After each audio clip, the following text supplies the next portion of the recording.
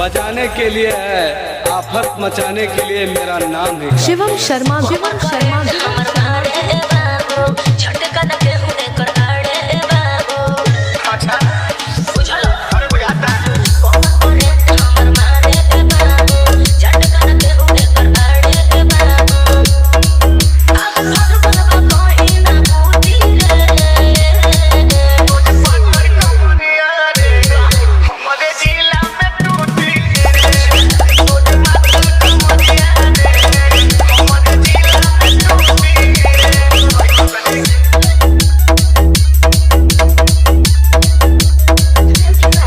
शिवम शर्मा, शिवम शर्मा, घोपतपुर वाला, घोपतपुर वाला,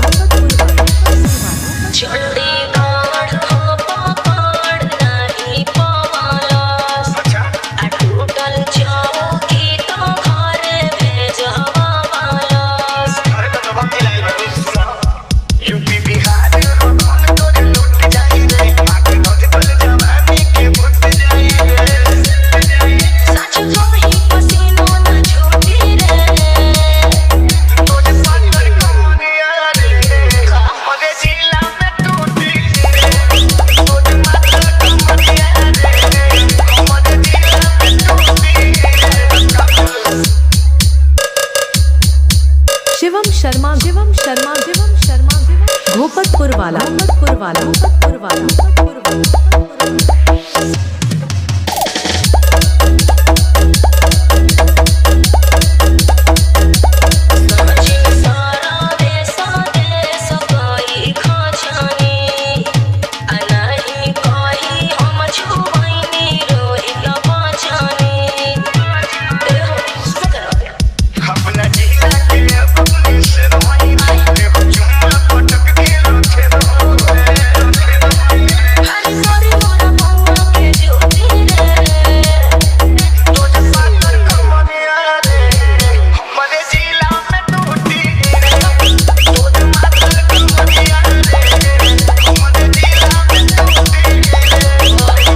घोपतपुर वाला, घोपतपुर वाला, घोपतपुर वाला, घोपतपुर वाला, घोपतपुर वाला, घोपतपुर वाला, घोपतपुर वाला, घोपतपुर वाला, घोपतपुर वाला, घोपतपुर वाला।